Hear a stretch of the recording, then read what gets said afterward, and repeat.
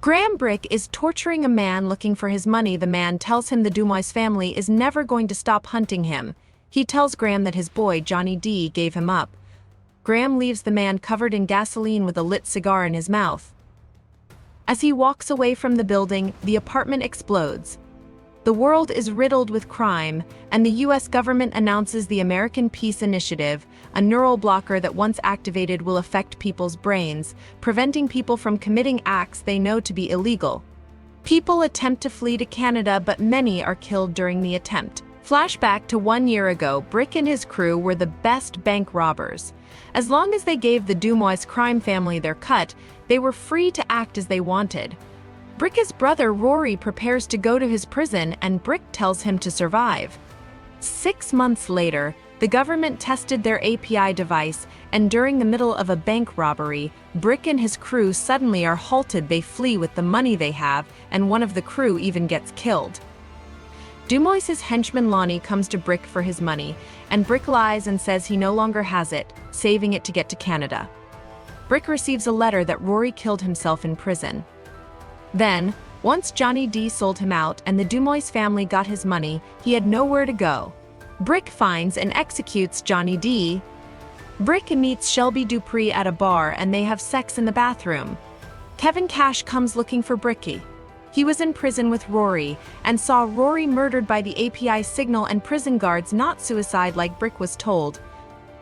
He tells Brick he wants to steal $1 billion from them as revenge. The government is buying back stolen money from criminals, since once the API is activated, the money will be useless, and it will all be in one place. Shelby appears, revealing herself as Kevin's fiancée. They reveal a plan to disrupt one API tower just long enough to complete a heist and make it to Canada before the signal takes over. Brick eventually agrees to join them, but doesn't trust them. Meanwhile, Officer William Sawyer is held at gunpoint in the precinct by two people looking for drugs, and he manages to get the gun and shoot one of them and is sent home. Brick takes over the job. He needs a few things, including cone warheads that can fight tanks. The only place to steal them from beside the US Army is the Dumois family. Brick reveals he has figured out that Kevin is Dumois' son. Brick demands to know the truth. Kevin explains that he wants to be out from his family's shadow and leave a legacy as having done the last crime in American history. At a club, Brick learns that Shelby is a skilled hacker and hears from Kevin about the API signal is impossible to fight. Later, Sawyer returns to the police station and pleads to be put out on duty, and his supervisor relents. While many police are moving to new jobs, those who stay on will receive an implant that will prevent API from affecting them so they can use force on the citizens. Sawyer asks if he can apply for one and later is given one. Shelby and Brick sleep together again. The next day, Brick meets with his old friend and driver, Ross, to recruit him for the billion-dollar job, then goes to see a government official, Jack Morgan, and makes arrangements to trade money in. Shelby helps make counterfeit money to swap with the real money, then goes to meet with FBI agents. It turns out she is an informant for them because they are holding her younger sister in their custody. Because Shelby gives them information on the heist, the agents allow Shelby's sister safe transport to Canada, but if she doesn't cooperate, they assure her that her sister will be harmed. It turns out Brick has been following her and witnesses the interaction. Kevin drives Brick to the Dumois compound. After being searched, they are led into the swanky party where Kevin and his sister lead Brick to Rossi Dumois, Kevin's father. Rossi thought Kevin was dead. He tried to have Kevin killed after Kevin had sex with his second wife, who Rossi later murdered. Rossi pulls out a gun and shoots Kevin, but Kevin throws a weapon off the wall into Rossi's head, seemingly killing him. A wounded Kevin leads Brick to a stash of weapons, and they shoot their way out of the office. They retrieve the warheads and flee. On the way out, Kevin's sister shoots at him and he kills her as well. Lonnie discovers Rossi dead and is furious. Brick confronts Shelby over her working with the FBI and pulls a gun, but is knocked out by Lonnie. Lonnie ties Brick up and beats him bloody, determined to find Kevin. Shelby stops them by admitting she's Kevin's fiancée and that she's the way they'll get to Kevin. Lonnie brings in the man from the beginning who Brick tortured and gave the cigar to, who is disfigured but survived the explosion. He begins torturing Brick, then sets a fire and leaves Brick to die as Shelby looks on in horror. They drive off, and Ross arrives and narrowly rescues Brick before the entire camper explodes. Ross drives Brick to follow Lonnie, who has Shelby hostage in the back seat, and they engage in a long shootout and chase. Eventually, Brick's car gets flipped, and he climbs out and steals another one. Lonnie ties up Shelby and injects her with heroin.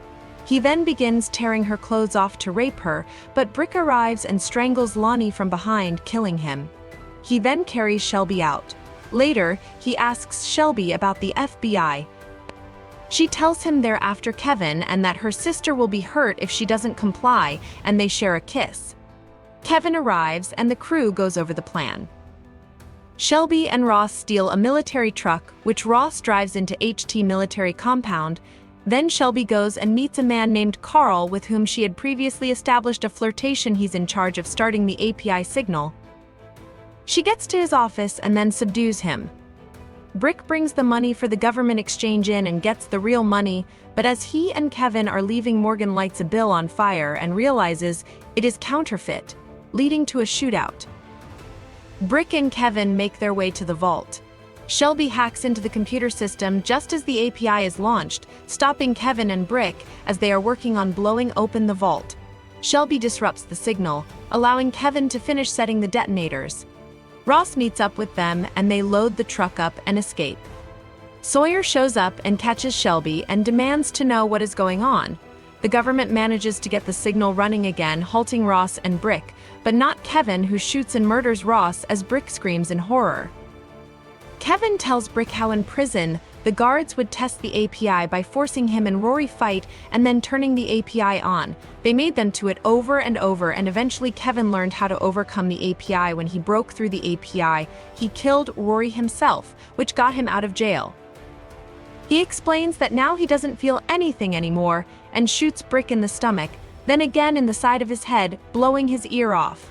He tells Brick he's a superhero, and Brick asks if he's bulletproof. The FBI agents appear and shoot Kevin over and over until he dies. The two agents reveal in front of Brick that they plan on killing Shelby next to close the case, having lied to her about her safety, and leave Brick to bleed out and die. Brick takes a deadly pill he purchased earlier, which should kill him. Instead, it ends the API effect, and he shoots and kills the two agents. He gets in the truck with the money and drives off. Meanwhile, Shelby attempts to flee from Sawyer and the two get into a physical brawl until the API begins affecting Shelby. She keeps fighting back, and frustrated and enraged, Sawyer begins strangling her, but she rolls him off the table onto a shard of glass that goes through his neck. Shelby detonates and blows up the facility's server before leaving. Brick arrives in the truck and retrieves Shelby. They kiss as they drive the truck through the first barricade before the Canadian border as troops shoot at them. As they approach the final border, they sustain more gunfire but plow through. The next morning, as he struggles to stay alive, Shelby tells Brick she loves him just before he dies. She takes a bag full of money and leaves before the police arrive to the scene.